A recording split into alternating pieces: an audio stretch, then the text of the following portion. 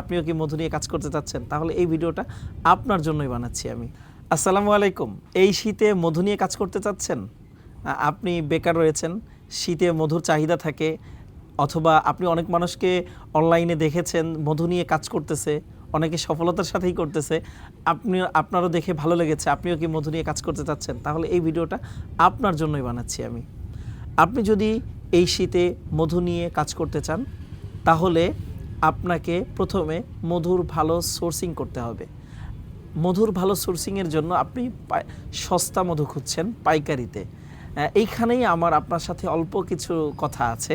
সেটা হচ্ছে, ভাই, আপনি কম দামে মধু খুঁজবেন, এটাই স্বাভাবিক। কারণ আপনি যদি কিনে না জিততে পারেন, তাহলে বিক্রি করে আপনি জিততে পারবেন না, আপনি ব্যবসাটা কন্টিনিউ করতে পারবেন না, আপনি ব্যবসা করে লাভবান হতে পারবেন না।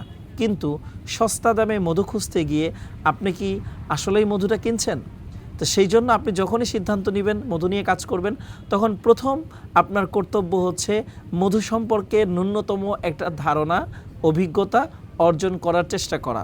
একটা মধু কেমন হয়, তার টেস্ট কেমন হয়, রং কেমন হয়, ঘ্রাণ কেমন হয়, এই জিনিসগুলো যদি আপনি না জানেন, তাহলে কিন্তু মধু সস্তায় কিনতে খোঁজেন, আপনি সস্তায় মধু কিনে প্রতারিত হওয়ার চান্স প্রায় 90%।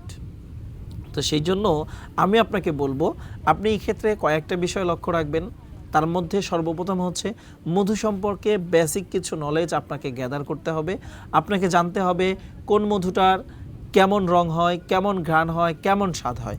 এই জিনিসগুলো যখন আপনি জানবেন, খুব সহজেই আপনি প্রতারিত হবেন না। 2 নম্বর হচ্ছে অথেন্টিক একটা জায়গা খুঁজে আপনাকে বের করতে হবে, একজন বায়ার যে আপনার কাছে ভালো কোয়ালিটিফুল অথেন্টিক মধুটি পাইকারি মূল্যে দিবে। তো যদি আপনি এরকম একটা সুন্দর ভালো জায়গা খুঁজে পান, তাহলে আপনার কিন্তু ঠকে যাওয়ার চান্স একেবারেই জিরো। কারণ একজন ভালো ব্যবসায়ী আপনাকে খারাপ মধুটা দিবে না। আর যদি দিয়েও দেয় কখনো, আপনি আপনার জ্ঞান, আপনার অভিজ্ঞতা থেকে সেই জিনিসটা ধরতে পারবেন যে এই মধুটা ভালো অথবা এই মধুটা ভালো না। এই ক্ষেত্রে আমরা ভুল যেটা করে থাকি, সেটা হচ্ছে যে আমরা অনলাইন থেকে কিছু ভিডিও দেখে মনে করি আমি যেখান থেকেই মধু আনি, পানি দিয়ে পানির ভেতরে দিব, পরীক্ষা করব। আমরা মনে করি চুন দিয়ে পরীক্ষা করব, ফ্রিজে রাখবো, যদি জমে যায় ভেজাল মধু ফেরত পাঠিয়ে দিব। এই ধরনের টেন্ডেন্সি বা এই ধরনের চিন্তাভাবনা যাদের হয়েছে, আমি তাদেরকে বলবো যে ভাই, পানির মধ্যে মধু ঢেলে মধুটা ফ্রিজে রেখে মধুর মধ্যে চুন দিয়ে ঘষাঘষি করে গরম করে, এইগুলো দিয়ে মূলত কখনোই খাঁটি এবং ভেজাল মধুর পার্থক্য নির্ণয় করা সম্ভব নয়। মধু পানির মধ্যে দিলে পানির নিচে কেন চলে যায় জানেন? যেই মধুটা খুব ঘন, সেটা ভেজাল হোক, সেটা ভালো মধু হোক, ভেজাল মধু যদি ঘন করে আনা হয়, পানির মধ্যে ছেড়ে দিলে ওইটা কিন্তু কী হবে না, মিশবে না। কারণ হচ্ছে পানির থেকেও বেশি যেটা গাঢ়, সেটা তো পানি সহজে নিজের মধ্যে মিক্স করতে পারবে না। তো এই জন্য এই ধরনের জ্ঞান যাদের কাছে আছে বা এই ধরনের কুসংস্কারে যারা বিশ্বাসী, তাদেরকে আমি বলবো এখান থেকে বের হয়ে আসেন। মধু সম্পর্কে প্রপার গাইড, আপনি প্রপার একটা ধারণা নেওয়ার চেষ্টা করেন। অনেকেই কাস্টমার আমাদের কাছে ফোন করে বলে যে ভাই, আপনি যে আমাকে সুন্দরবনের মধুটাই দিচ্ছেন, অথবা আপনি যে আমাকে কালোজিরা ফুলের মধুটাই দিচ্ছেন, এটা আমি কিভাবে বুঝবো? ভাই, এইটা তো আমরা আপনাকে বোঝাইতে পারবো না, কারণ এটা বোঝার দায়িত্ব হচ্ছে আপনার। আপনি বলবেন যে ভাই কালোজিরা ফুলের মধু দেন, আমি আপনাকে কালোজিরা ফুলের মধু দিব। কালোজিরা ফুলের মধু কি মধু না, সেটা যাচাই বাছাই করার দায়িত্ব তো আপনার। তো এই ক্ষেত্রে আপনাদের প্রশ্নের সমাধান হচ্ছে যে আপনাকে প্রপার একটা বেসিক জ্ঞান, বেসিক একটা নলেজ আপনাকে গ্যাদার করতে হবে যে কালোজিরা ফুলের মধুটা কেমন হয়। তো আপনি জানতে পারলেন কালোজিরা ফুলের মধু আমাদের এখানে যদিও নাই এগুলোর মধ্যে, যে কালোজিরা ফুলের মধুটা ডিপ খয়েরি কালার হয়, কালচে কালচে কালার হয়। কালোজিরা ফুলের মধুটা বেশ ভালো ঘনত্বের হতে পারে, আবার একটু পাতলাও হতে পারে, একটু ঘনও হতে পারে।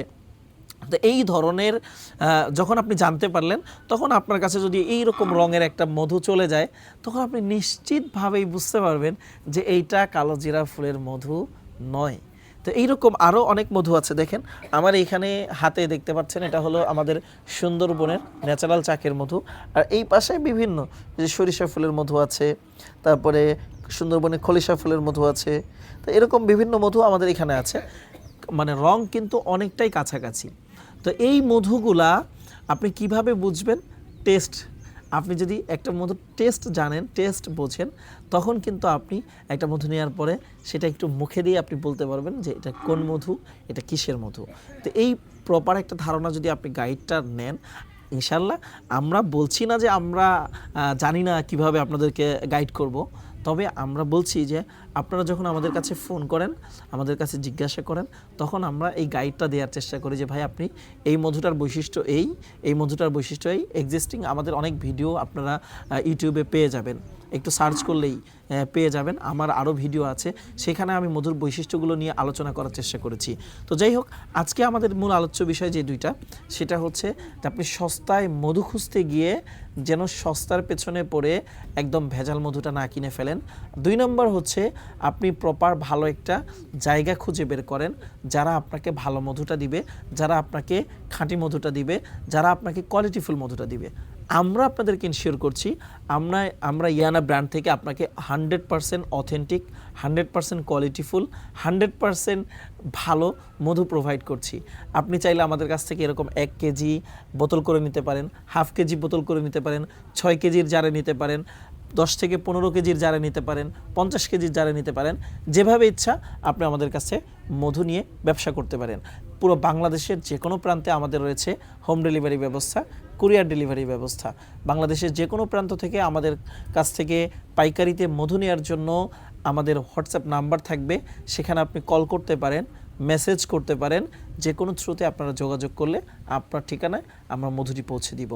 ভালো থাকবেন, সুস্থ থাকবেন। আসসালামু আলাইকুম।